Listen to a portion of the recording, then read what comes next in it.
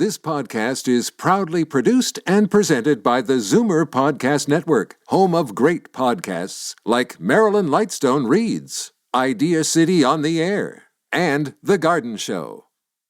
You're listening to an exclusive podcast of The Garden Show with Charlie Dobbin, heard every Saturday morning at 9 on Zoomer Radio, the new AM 740.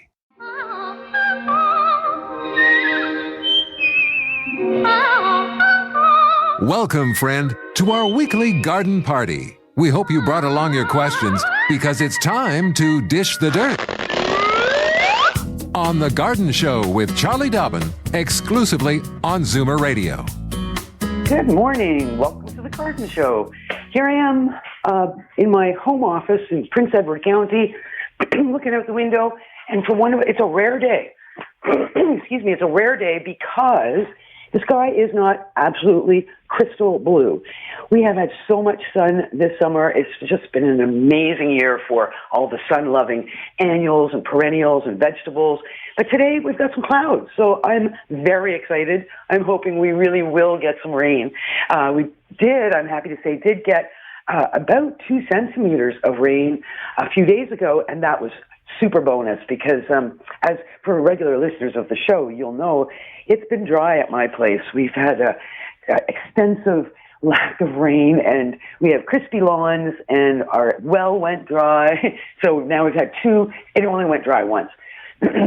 But we've had, and of course, we brought in the water truck and had the big tanker fill up the well. And then we did another fill up this past week because we are watching the well, and we realized that even though we're being so careful and using so little water, but you have to use some water, it's still going down. It's still going down about 6 inches a day. Now I am having to water the garden plants and trees, things that I planted last fall. I mean, this is really just the first year for for all of my garden plants. So I am TLCing them a fair amount, and that's, the water does go out on that. So anyway, water comes in, water goes out. Here's a cute quote somebody just sent me. We don't talk about trees getting older, we say they're growing. So let's use that same term for ourselves. We're not getting older, we're just growing. So that's pretty cute. I will give out the numbers quickly before we go off to our first break, but I will let you know we're having some technical issues back at the station. So I'm not positive if we can actually get anybody on the phone, but I'm going to answer some email. And if you want to call, you will be on hold, and hopefully we will be able to get you on air. Local call number, as you know, is 416-360-0740. And if you're outside the local calling area, it's 866-740-4740. Carlos is in charge there. He's doing his best to try and hold it all together. Feels a bit like duct tape and baling wire at this point, but we're going to have a good day. We're talking gardening. We have lots to talk about. So we'll be back in a minute to answer some of your email. Who's listening to Marilyn Lightstone Reads? With over 100,000 downloads to date, well, everyone. Now Marilyn Lightstone reads the Pulitzer Prize-winning classic, The Age of Innocence by Edith Wharton. Immerse yourself in the glamour of Gilded Age New York as Marilyn captures the high society drama and suspense of three people drawn into a passionate conflict between love, desire, and duty. Marilyn Lightstone reads The Age of Innocence. Download free episodes today at classicalfm.ca. Don't change stations just because the weather changes. Garden tips and advice all year round. This is The Garden Show with Charlie Dobbin, exclusively on Zoomer Radio. Yes, indeed. Gardening all year round. And we've still got lots of gardening to do this fall. Think about it. We're, so far away from being able to really put our tools away. I have had a number of questions about things like crabgrass. This has also been a great year for crabgrass. So remember, now is the time. If you can pull crabgrass, do so. It's very shallow rooted. It grows in little clumps. At this time of year, the grass stems are kind of a purple color right down at the surface of the soil.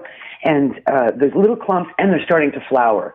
And the sneaky thing about crabgrass is that when it flowers, we call the grass stems or leaves prostrate. They are lying right on the ground, and of course the flower stems are doing the exact same thing. So all the mowing in the world is never going to get those flower heads cut off. You need to pull the crabgrass if you can. Now, the reason why is because little plants will die. Those are annual plants. Those mother plants will die, but before they die in the winter, they're going to pop out thousands and thousands of seeds, which are going to grow next spring. So best, if you can, to pull crabgrass now. But remember, we had a call last week from, it was on the subject of vinegar. Who was that? Oh, yes, Barb gave us a call from Aiden, and she was wondering about vinegar as a herbicide. So I did a little bit of quick research, and I realized there's an awful lot of vinegars out there of different, remember what is vinegar? A vinegar is acetic acid. So a different concentration of acetic acid is available for different purposes. For our French fries, it's, I think, about a 3 or 4% solution of concentration, I should say, of acetic acid that we put on and enjoy. For cleaning, you'll see a 10% acetic acid type availability. But then I even saw on the web 75% acetic acid. Now that is one potentially caustic or could really burn things. However, the bottom line is vinegar kills plants. So going back to the crabgrass, if you have patches of crabgrass and you're just overwhelmed and think, I have no idea how I can pull these out, it's just not possible, consider spraying vinegar on the crabgrass. That it will work. There's a UBC, the University of British Columbia Botanical Garden has a forum that I just happened to fall into, and somebody was asking about vinegar and does it work? Well, here is the bottom line. Through this forum, there's a good answer. It just says, if you want a green solution to weeds that actually works, this person who's writing says, I can confirm that white pickling vinegar. So pickling vinegar is a 7% acetic acid solution. Now, this is quite an old post. Since then, cleaning vinegars have become quite trendy, and they're usually about 10%. Makes an amazing plant killer, and it does. I can confirm that as well. I've definitely used vinegar in my interlocking, little weeds coming up in the interlocking stones and bricks. It kills quite effectively. Now, big tap-rooted old dandelions, not going to kill that overnight with one spray, but yes, indeed, you can spray more than once. Remember, vinegar kills everything. So if you're going to use vinegar as a killer, then consider that you're very, very careful to not spray vinegar on any of your garden plants. That's the real bottom line. Your garden plants will also suffer extreme damage if they are sprayed with vinegar. Of course, if there is rain in the forecast, wait. Don't spray vinegar just before rain. Try and wait till after the rain. And there's kind of a cute tip here that somebody had this massive amount of weeds, and she said, I'm going to hack a Swiffer wet jet mop so I can refill it with vinegar and use its built-in battery-powered sprayer to do large areas conveniently. And this is a person with gravel trails in the back of the property and wants to keep the gravel trails vegetation-free. So the spray bottle does get tiresome, so I'm going to use a battery-powered Swiffer mop. I thought that was pretty funny. It's a good idea, Be creative. I am back at school. My voice might sound a bit tired today. I was teaching all day yesterday, starting at 8 o'clock in the morning. So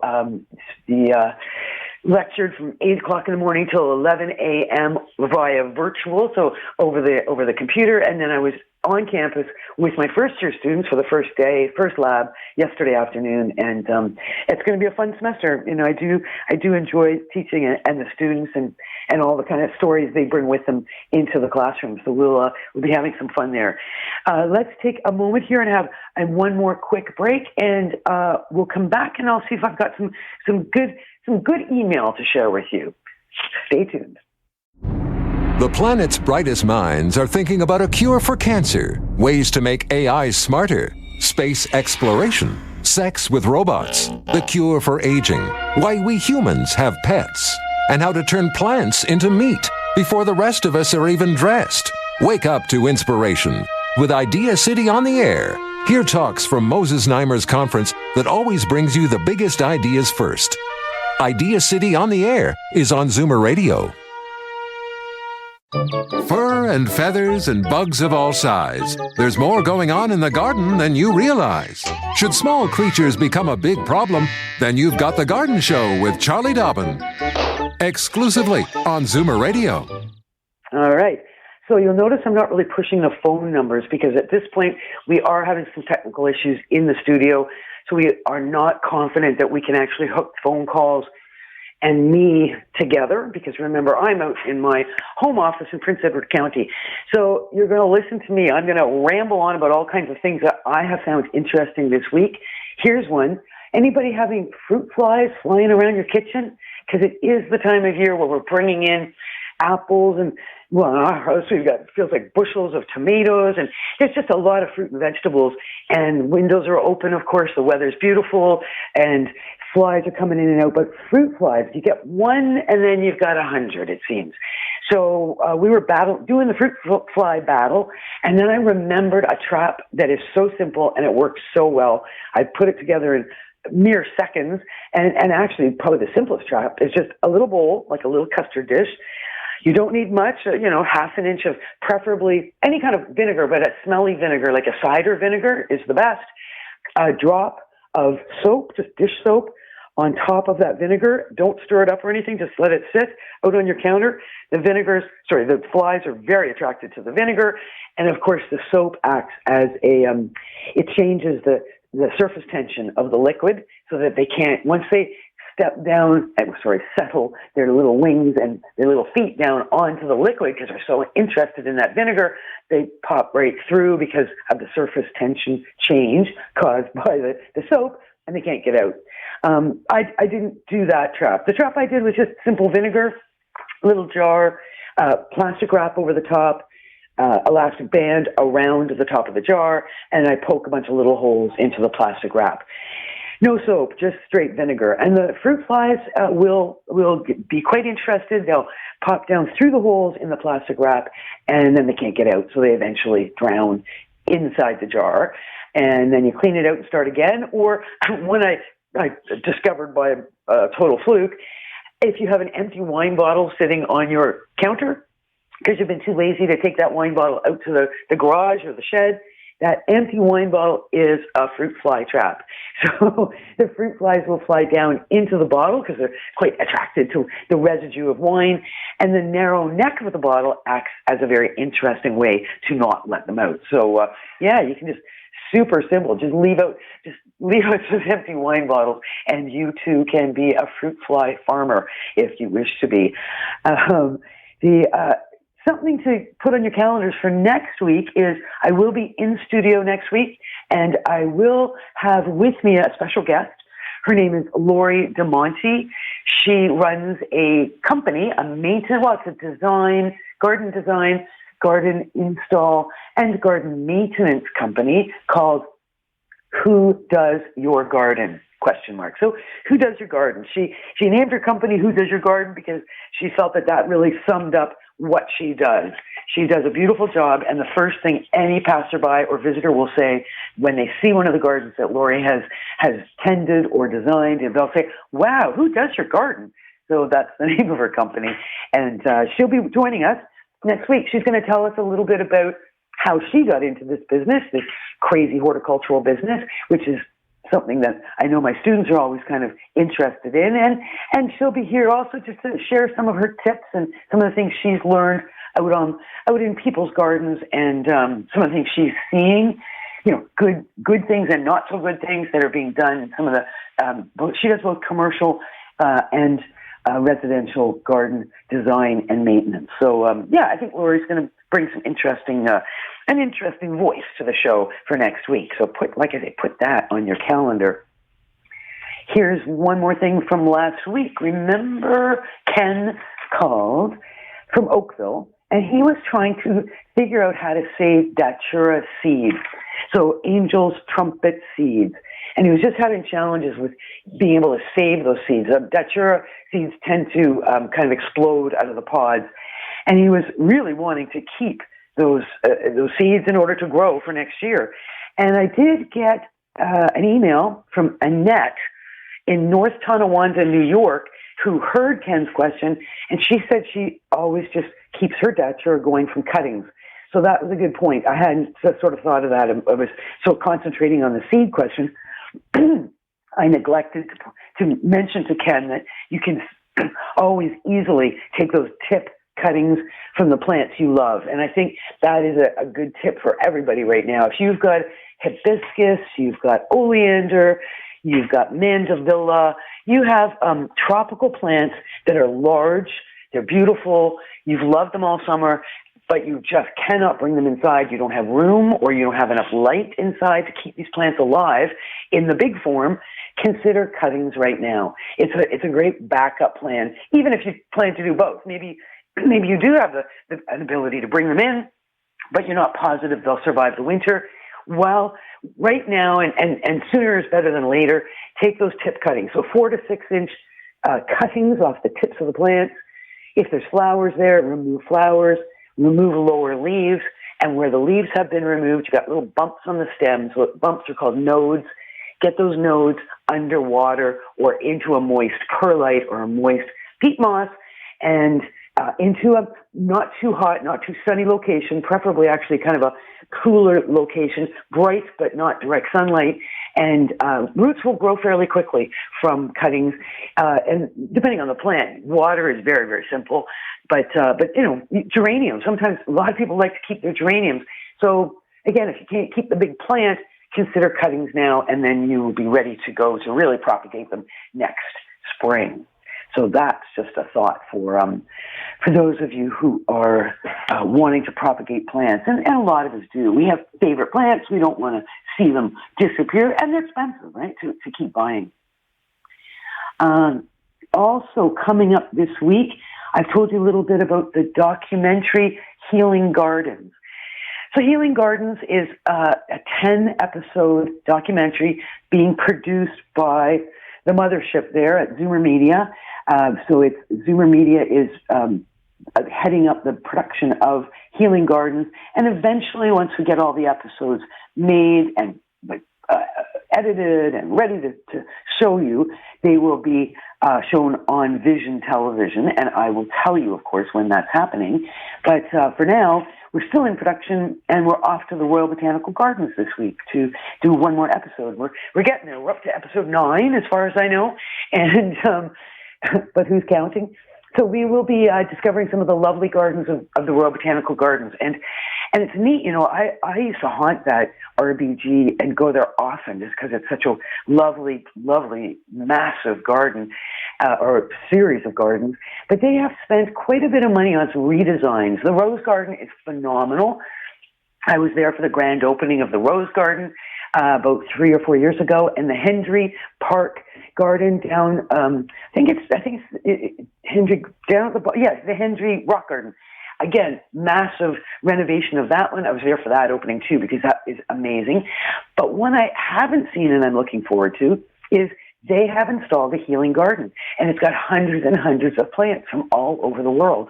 And they always had a sort of a medicinal garden, which was a collection of plants that had traditionally been used for medicinal purposes.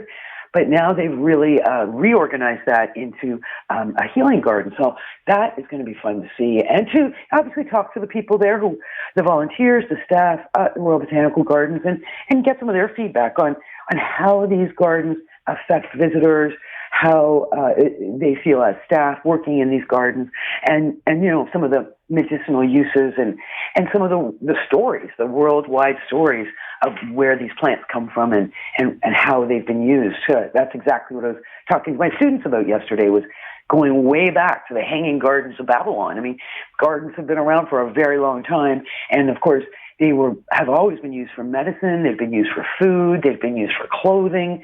They've been used for our structures, for our homes. So, and they still are. So, everything starts with plants. Everything starts with plants, just so you know. You wouldn't have a leather belt made from a cowhide if you didn't have plants for that cow to eat, to grow up the cow to become your belt.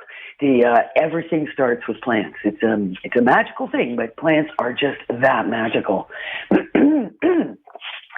Righto, let's do a little bit of email, because like I said, it's just at this point still impossible for me to be able to get you online. Excuse me while I clear my throat. Yes, my voice is a little tired. I can hear it. But here's an email from Connie Brown. And now this is a fairly old email. I'm afraid to say I haven't read it in quite a while. Connie says she does listen to the show faithfully, needs some advice. How do I shape and prune this hydrangea bush? So there is a photograph of this hydrangea, and it's become overpowering. She'd like to train it to grow into a nice shape. And she also comments that she had heard me referring to one of the gardens that we visited, again, as part of the Healing Gardens episodes, the Conifer Garden near Hamilton. And it is called Whistling Garden. So Whistling Gardens is where we were, and it is near Hamilton. It's actually nearer to Brantford. Yes, Brantford than Hamilton. And it is a wonderful garden. If you are looking for an outing this weekend, they are open, and they are wonderful, lovely, lovely people. I haven't looked to see what's special going on, but they have events all the time. So there may be something fun going on at Whistling Gardens this weekend. Check them out. And going back to, yes, Stephen Biggs, the author of the book, The Fig Pig. Yes, indeed. That Stephen Biggs, Stephen with a V, not a PH, and Biggs with two G's, is a fig guy. So if you're interested in learning more about figs, and Stephen was on the show not that long ago and brought me some figs. Yes, he knows a lot about figs. You can always contact Stephen very simply through his website, which is Food Garden Life. That's one word, foodgardenlife.com. Remember, his daughter Emma is the tomato grower, and you can contact her through emmabiggs.ca. She's got a great blog.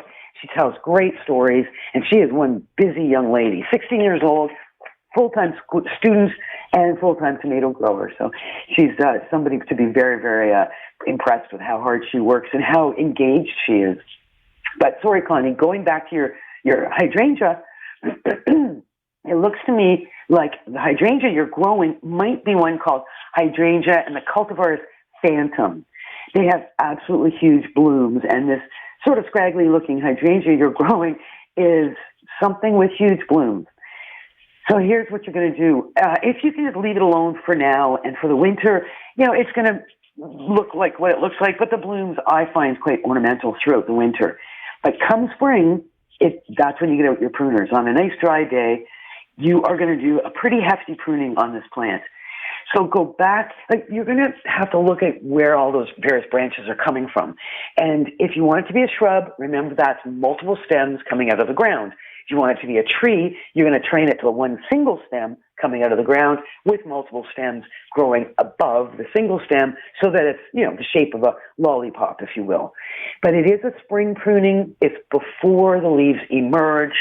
So depending on the weather, it might be April, it might be May. It's a nice dry day, and the buds are starting to show. So you can see the little green buds on the branches of the hydrangea. Now you start cutting back to an outward-facing bud. Well, in this case, actually, these hydrangeas don't have outward-facing buds per se because the buds are opposite on the stems.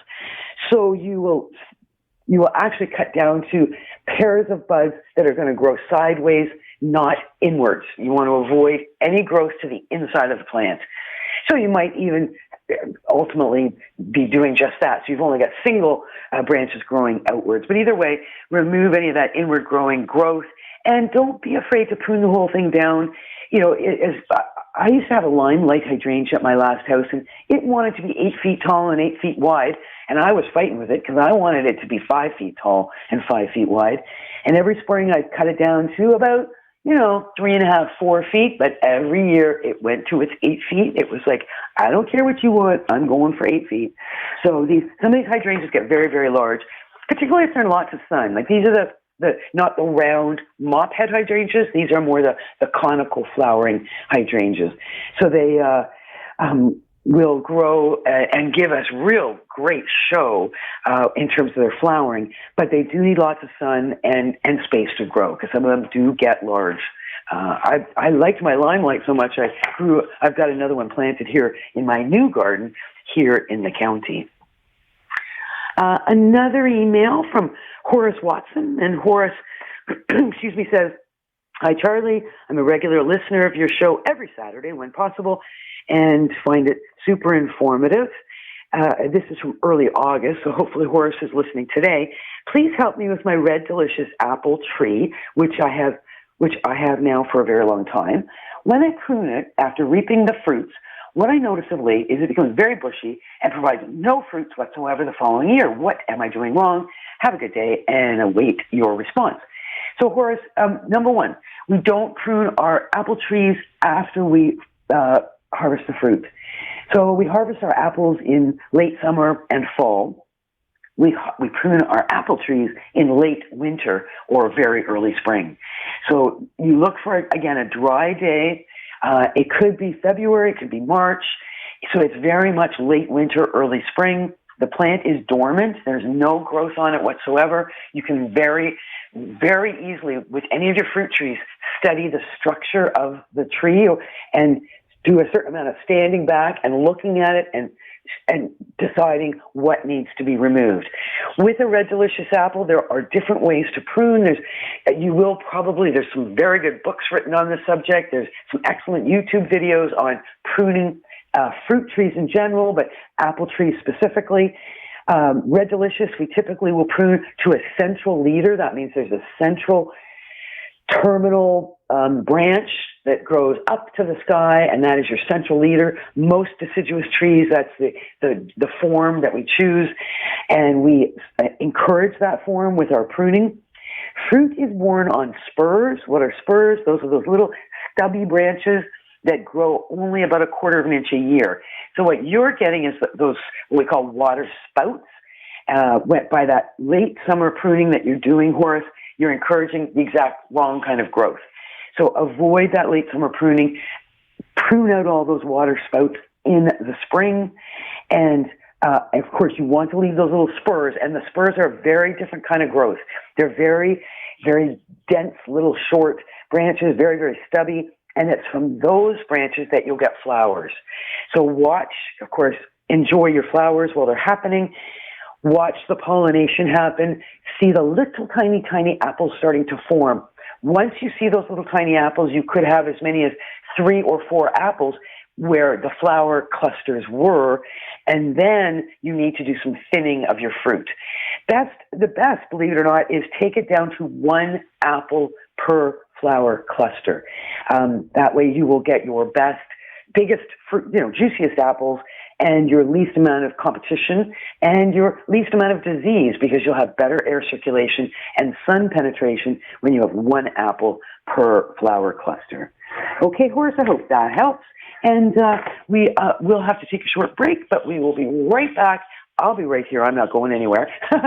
You stay tuned and stay tuned for some more email, or maybe, just maybe, we can get to the phone. He's been fighting against systemic racism in policing for 30 years. Now, top Canadian lawyer Julian Falconer is crediting CARP and Zoomer Radio's Fight Back with Libby Znaimer with ensuring there is never another crisis in long-term care like COVID-19. I was very impressed by the work that your station does and the work that CARP does. And there's a line that I heard on your CARP announcement that it's good that Premier Ford has committed to making change in respect of long-term care of our elderly, but CARP is going to stay on top of them until it actually happens. Thank you for the compliment, by the way.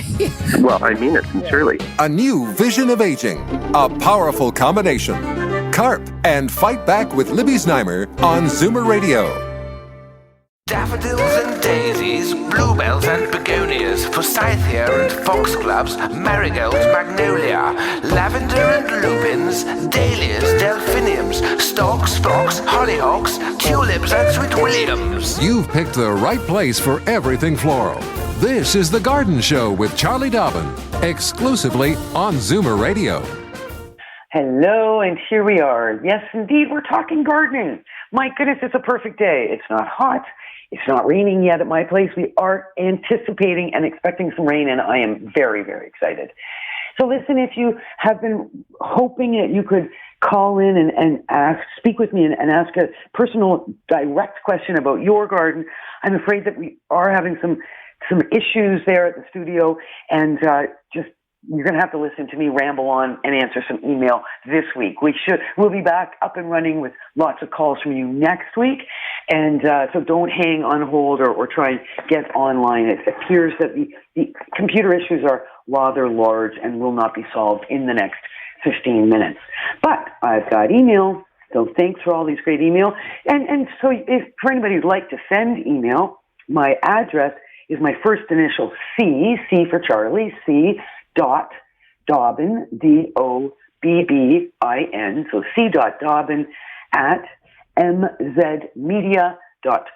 So C.Dobbin, at mzmedia.com. Here is a note from Ingrid. And Ingrid says, "Hi guys, it's me again. Thank you for the tip for my beautiful hibiscus. No, it was not a giraffe, but that nasty beetle dining on the leaves. Since the cheesecloth, it has stopped." So that's good. So she had Japanese beetles obviously chewing on her hibiscus. Now she says, "I'm battling with a new pest. In my jungle bedroom, I am finding a little white, almost like cotton, on the underside of a beautiful Dracaena plant. Would you know what it could be? If anyone can figure it out, it's you guys. Love your show. Thank you, Ingrid." Right. You know what it is when it's white little cotton blobs on any of your tropical plants, and you won't typically see this insect on anything but tropical plants, and that is mealybug. So mealy, mealy, mealybug. If you want to look that up in one of your garden books or one of your favorite garden websites. But mealybug is a tough one to kill, like really tough. It's a very slow-moving insect. It doesn't fly. It has no wings. It can't get away from you. But it is it's evolved to protect itself. It produces that white, cottony-looking stuff, which is a waxy coating. It produces that waxy coating, covers its body with the waxy coating, and nothing can get through. You know, you can spray all you want, and it's very, very hard to kill them. There's no chemical that, on the market that will kill them. However, when I was talking with my friend Sean James, who you might recall has been on the show a number of times, and is a very talented horticulturalist, he said, what I've done with mealybug is I get out a Q-tip, I take 100% pure rubbing alcohol, dip my Q-tip into it, and then I go around and I dab and literally dab and kill each mealybug one at a time. The problem is that with a plant that grows like this Dracaena, you've got that rosette growth, right? You've got that central growing tip is way down in the center, and the outer leaves, of course, are the older leaves, and the newest leaves are in the middle, and the little mealybugs can hide down in there, and you can't get at them. But he said he has sprayed, and he said he sprays 100% rubbing alcohol on a plant that's infested with mealybug, leaves the rubbing alcohol very briefly, maybe 10 minutes or so, and then has the plant in the bathtub, turns the shower on, and or takes it outside and washes off the rubbing alcohol. So he said that's worth a try with the Dracaena because you can get that rubbing alcohol sprayed right down into that central point where those little pests will hide. So you're trying to get them where you can't see them, but the liquid alcohol, literally rubbing alcohol, will slither down and do a number down in there and hopefully kill them. But keep an eye on that plant and isolate it from all your other plants. Because even though mealybugs can't fly and move really slowly, they do transfer from plant to plant, and it's usually on us. We don't even realize that we are picking up a mealybug when we're stroking or touching one plant, and we're moving to another plant and taking it with us.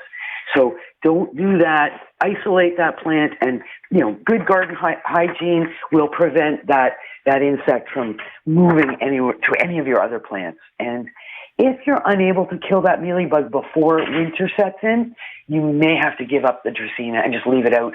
The mealybug will die in the frost. They will not survive outside, which is why we typically don't see them outside. And they do love coming in on our plants when we bring them in, so be careful of that. All right. My next email, you know what we'll do? this next email is kind of a long one. So why don't we take our final break, and I'll be back to share with you an email from, I'm going to have to look this up. This is Ina Eisen, I believe, and it's all about Aster yellow virus in coneflower. So it's kind of an interesting question. Janet Thompson started the question, but another listener and writer also wanted to understand what's going on with their coneflower. So stay tuned. We'll be right back to break down the difference between Aster yellow virus and other sort of diseases of coneflowers that cause some very strange growth. Hi, I'm Naz. And I'm Wally of the Naz and Wally Sports Hour, sports radio for Zoomers who get excited about the Jays' Vladimir Guerrero Jr. Because they remember how great a player his dad was. Call in to the Naz and Wally Sports Hour Sunday morning at 9 on Zoomer Radio. Pizzaville's pickup special is really big. Order an 18-inch extra-large 3-topping pizzas bigger than 2 mediums, only $18.99. Order ahead and prepay at pizzaville.ca for contactless pickup. Don't change stations just because the weather changes. Garden tips and advice all year round. This is The Garden Show with Charlie Dobbin, exclusively on Zoomer Radio. Yeah, so if anybody has been growing and noticing some very odd, distorted growth in their coneflowers or echinacea, which Janet from St. Mary's sent an email to ask me about, she wanted me to discuss the Aster yellow virus that's hitting coneflowers.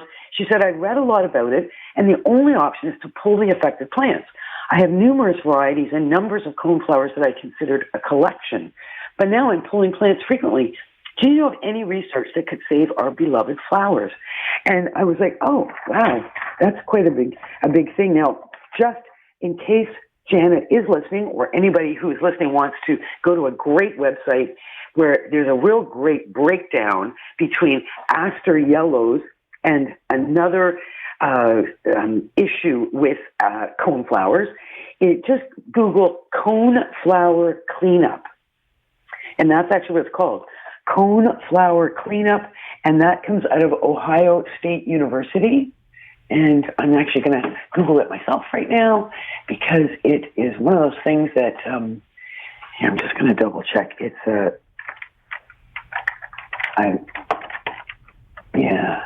coneflower cleanup, and so this coneflower cleanup is it's very, very good because it shows you Aster yellow's symptoms. And of course, coneflowers or echinacea have long been, grown in landscapes. They're naturalized. They're very, very attractive. They're wonderful pollinator support plants. And of course, we many of us love them if we have a nice hot, sunny spot to grow them. Now, if we start noticing some really weird growth on the flowers, the question is it coneflower rosette mite, or is it a phytoplasma disease known as Aster yellows? So Aster yellows, as I mentioned, is a viral-like disease. It is caused by a phytoplasma. Insects that suck the sap of plants, especially the aster leafhopper, vector the disease. So that means that they carry the disease from plant to plant. The disease affects over 300 species of plants, including plants such as asters, obviously, but also coneflowers, zinnias, marigolds, chrysanthemums, petunias, snapdragons, even edibles like lettuces and carrots and tomatoes can end up with this viral-like disease. Now, the disease is called Aster yellows. It is primarily transmitted by leafhoppers. Leafhoppers hop from leaf to leaf, and they have little mouth parts that pierce the leaves, and they suck juice out of the leaves, but they leave behind some of this phytoplasma, which is the disease that now becomes integrated into the plants where they have stuck their little mouth parts. Something to note, of course, that often environmental impact is important when it comes to the spread of diseases. And as it turns out, Aster yellows is worse in cool, wet summers.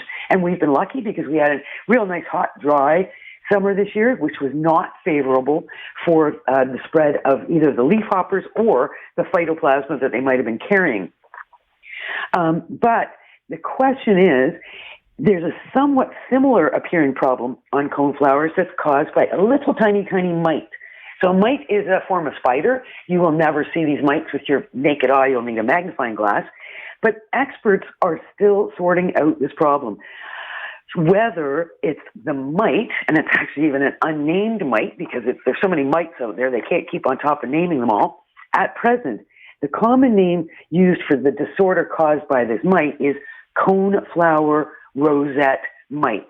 It may be a controllable problem through sanitation practices, so that's what, of course, our writer Janet was talking about, is the disposal of all affected flowers as they appear and all foliage in the fall. Unlike aster yellows, for which there's no cure other than to destroy infected plants. So that's the challenge. Trying to diagnose, what have I got here? Have I got aster yellows, or do I have this mite causing this weird distorted growth? So, like I said, go to this coneflower cleanup. It's under the Ohio State University site, and some wonderful photographs showing you the difference between mite damage and aster yellows damage.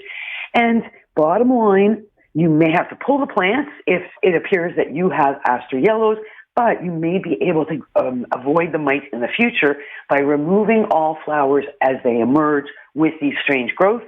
And of course, not composting, not keeping them on the property. And then as well, in the fall, before winter, cutting the entire plant right down to ground level. And again, either burning or disposing of all that plant material off your property.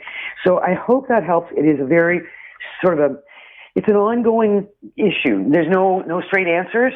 And I hope that anybody who is suffering with distorted coneflowers does get some more information and can figure out the right thing to do to avoid spreading that disease around, more so than it already is. But then on the other hand, keeping we absolutely love our echinacea, our coneflowers, as do the bees and the butterflies and the birds, and all kinds of biodiversity is supported with coneflowers. So, super favorite plants, and we hate to pull them if we don't have to. So good luck with that, Janet. Let me know if I can help in any other way. That was Janet writing in from St. Mary's. So here's my email one more time, C for Charlie, .Dobbin, DOBBIN, at mzmedia.com. Feel free to send an email, and I will do my best to read email on upcoming shows. I don't have a lot of time to answer your emails directly, but I'll do my best to, bring your questions to all of our listeners. And remember, next week, Lori DeMonte joining us from Who Does Your Garden. Nice to hear a different voice, and particularly since you just listened to my only voice for an entire hour. That must have been a bit exhausting for some of you. I hope everything's going well in your gardens and that you're going to have a wonderful day. Get on that crabgrass. Don't let those seeds form and start, popping all over your lawns and gardens. You do not want thousands of crabgrass seeds all over the place. So get pulling crabgrass today and enjoy the rest of your week. And I will see you all again next week. This has been an exclusive podcast of The Garden Show with Charlie Dobbin. Heard every Saturday morning at 9 on Zoomer Radio, the new AM 740.